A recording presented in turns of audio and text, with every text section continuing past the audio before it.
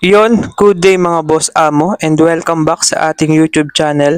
For today's video mga kaboss amo, si Hanso naman ang ating gagawin ngayon.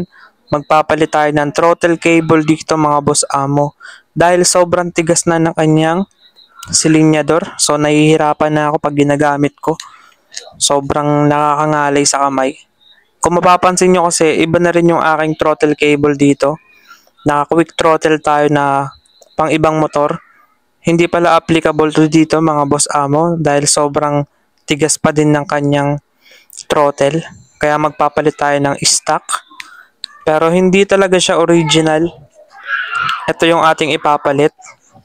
So ito ibabalik natin to, yung ating stock na throttle dito mga boss.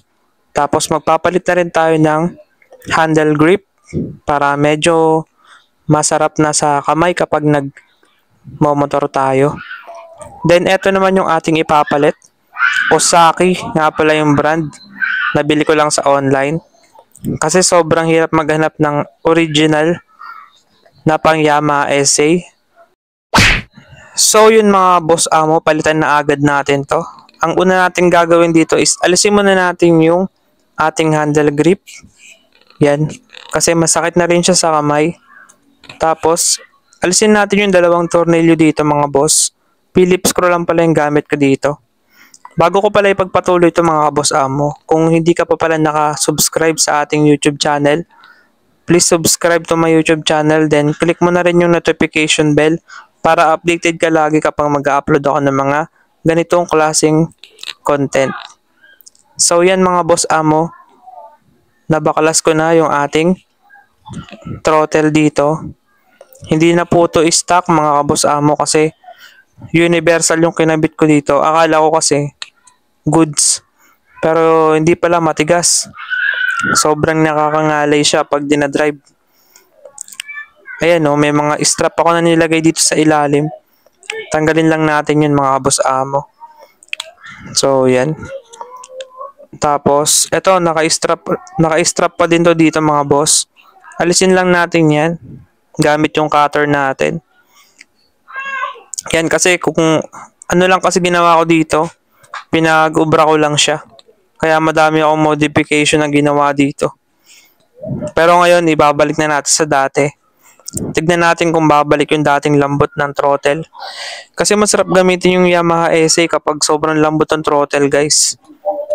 Ito nga pala yung kinabit ko dito. Sinubukan ko lang siya. Nabibili lang dito sa online. Ayan. Punasan muna natin yung ating handlebar mga boss amo. Kasi may kalawang na siya. Yan, kinakalawang yung loob nito. Maganda nga sana to kung mapinturahan ko muna siya. Pero wala tayong time para magpintura mga boss. Kaya next time na lang natin gagawin yun. Alisin din natin to mga boss amo yung kinabit ko na push start button. Yan, kasi ang ginawa ko dito, nagpalit na rin ako ng push start. Kasi 'di ba kapag inalis mo yung stock na throttle, kasama na rin dun yung switch para sa ating push start. Alisin na rin natin to mga boss amo yung kinabit ko na cellphone holder. All goods tong cellphone holder na to mga boss amo. Ililipat ko lang yan. Baka alisin ko yung nasa kaliwa. Tapos eto ipapalit natin. Ganda na itong ganitong klaseng cellphone holder kahit palaki siya mga boss. Kasi sobrang secure ng cellphone natin dun. So balik tayo dito sa ating motor.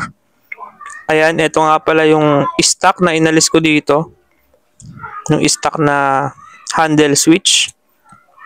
Pero kasi bala ko talaga palitan na rin to ng handle switch eh.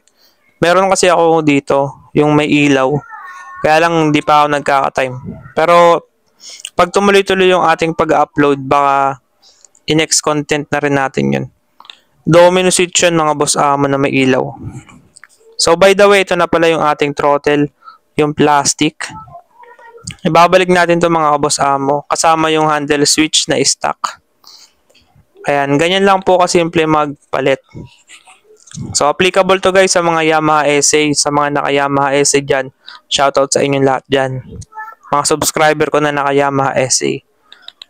So yan, ito na yung ating ipapalit na throttle cable guys, number 1 at number 2. Dalawa po kasi yung throttle cable ng Yamaha SA.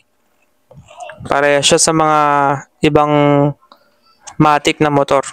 Like Honda Click, Aerox, alam ko dalawa rin yung throttle cable nun. Yan.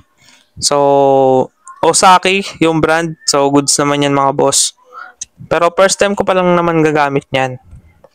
Kasi yung dati ko na in-install dito, iba din yung brand.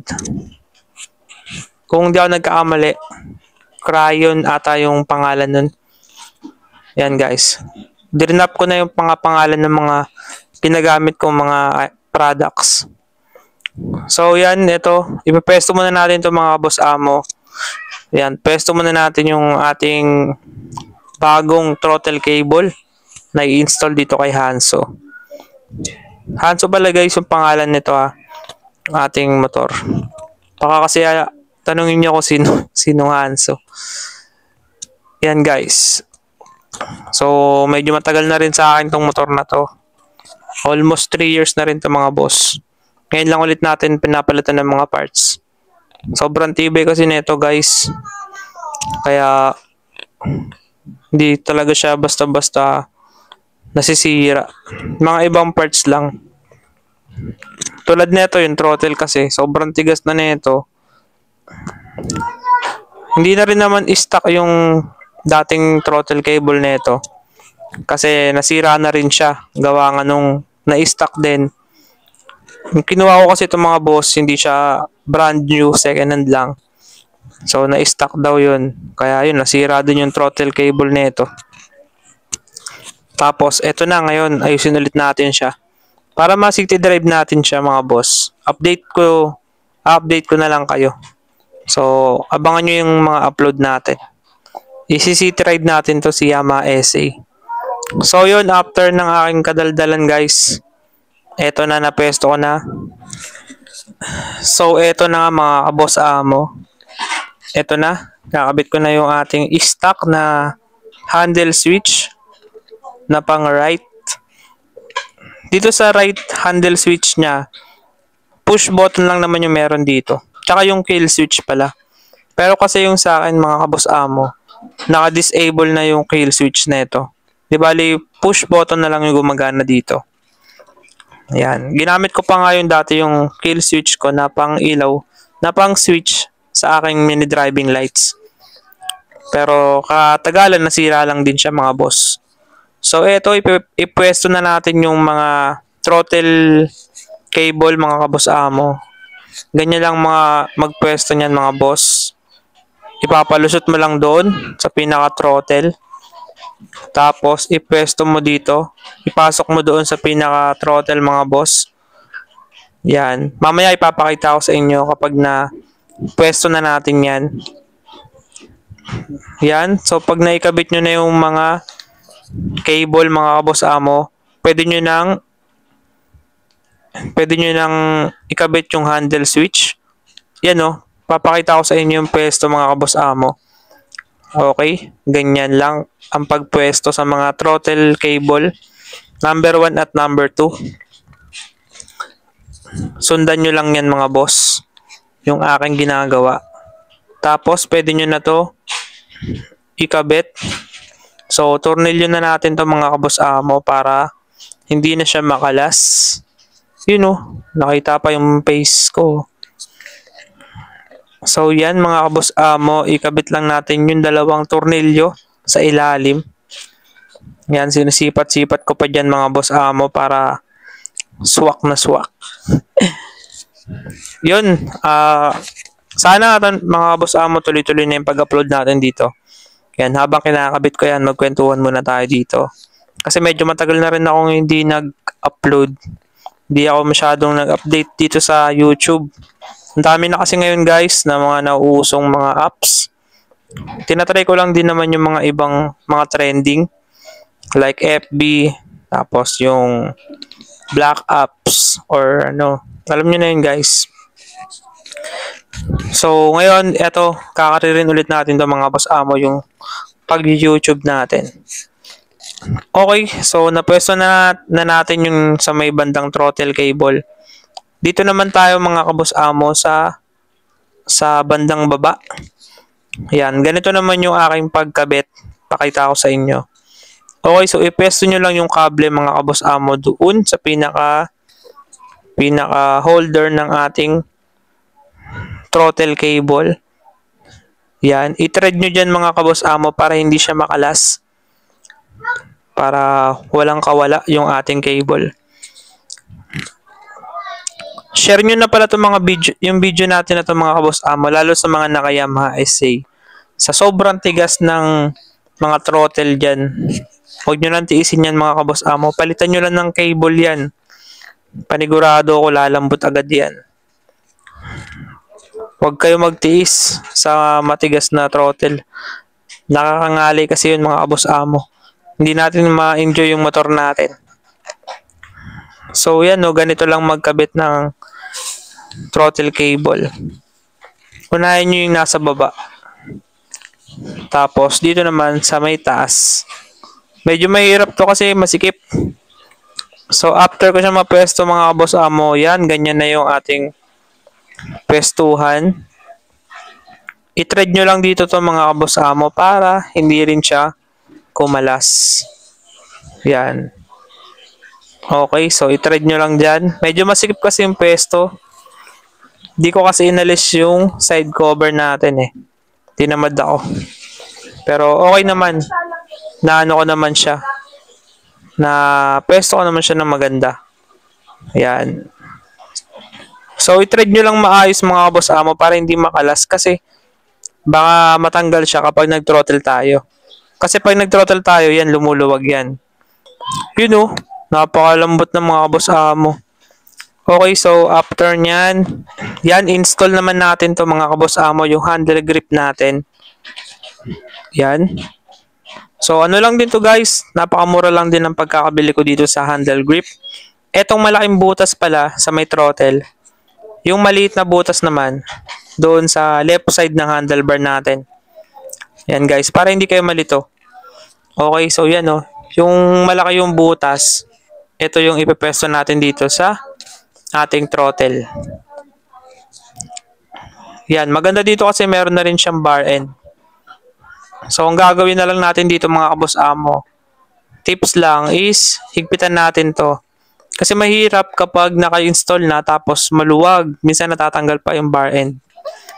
So gamit lang naman tayo dyan ng 10mm na T-wrench. After nun, pwede na natin ipasok yung ating handle grip dito sa throttle natin. Alright, so hindi ko siya mapasok dyan mga kaboss amo dahil sobrang dry na dry. Pinilit ko lang talaga siya. Sinubukan ko lang kung papasok siya. Pero yun nga, yan, hindi ko siya napasok dyan mga boss dahil sobrang higpit. Partida, meron ng tabas yung ating throttle.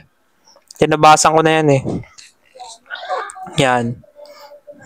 Ayun o, pinipersa ko na siya dyan mga kaboss amo pero hindi talaga kaya ng powers. Yan o, pinersa ko na yan. At ayaw talaga niyan mga boss. Ayaw yan kahit anong gawin natin dyan. Yan, kahit pukpukin ko siya. Persahin ko, ayaw talaga. So, tanggalin muna natin siya mga kaboss amo. Yan, napag-isip-isip ko dyan, hindi talaga papasok kahit anong gawin ko. Kaya, tanggalin muna natin at ganito yung diskarte dyan mga boss. So, para makita nyo rin. Kuha tayo ng grasa.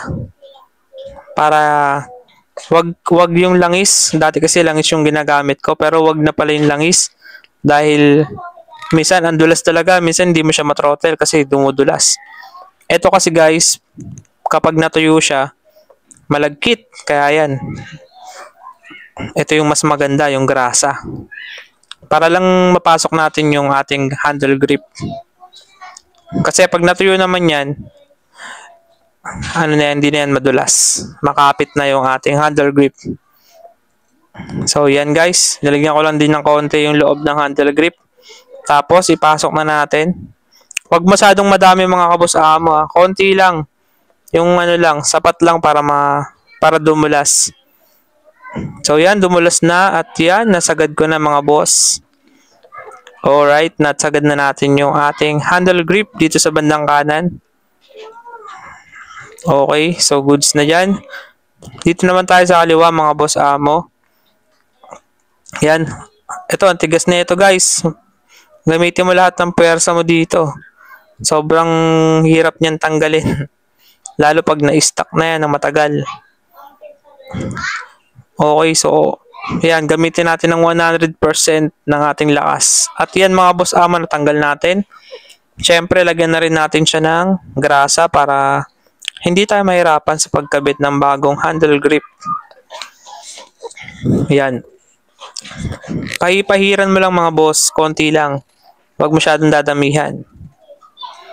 So, tapos, ipasok na natin to.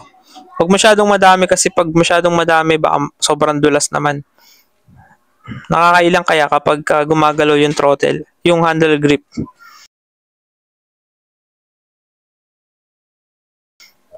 Sorry. Yung handle grip. Pag dumudulas siya, nakakailang. So yun mga boss amo, tatapos na nga tayo sa pag-install ng ating throttle cable at handle grip dito kay Hanso, yung ating Yamaha SA. At all goods na mga boss amo, sobrang lambot na talaga niya. So excited na ako to gamitin sa labas. So pag nagka-time mga kaboss amo, sakto nakabili na rin ako ng GoPro. Mag city ride ulit tayo sa labas. So tulad nung ginawa kong vlog dati, nag city ride ako gamit to. So yan, di ako pinadaan sa loob mga kaboss amo. At eto, ganito yung pestuhan ko dito mga boss. Gayahin nyo na lang yan sa mga Yamaha SA nyo. Ganyan lang yung pag-adjust. Yan mga boss, makukuha nyo naman yung adjust nyan kapag kayo na yung gumagamit mismo. Basta hindi lang siya kakalas. Pwede na yan yung ganyang klaseng adjust. Okay, so push button guys. Dito ko naman siya pinesto. At ito naman yung handle grip sa kabila. Alright, ang ganda na ng setup niya. Simple lang. At tapos, basta malambot lang, okay na ako dyan. Masarap na yan gamitin mga boss. At syempre, try na natin.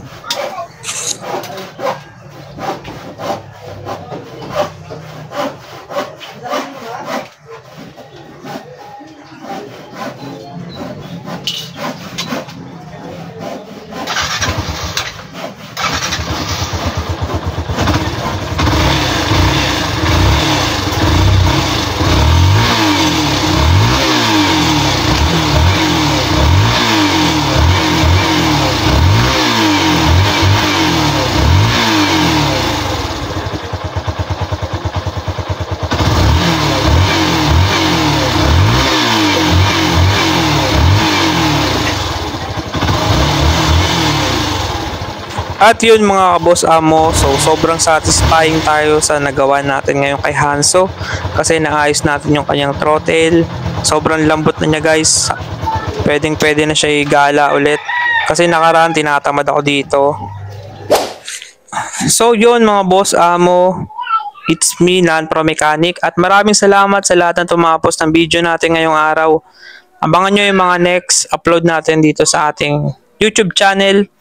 At kung bago ka lang dito mga boss amo at hindi ka pa nakasubscribe, please subscribe to my channel and click the notification bell para updated ka palagi sa mga upload natin.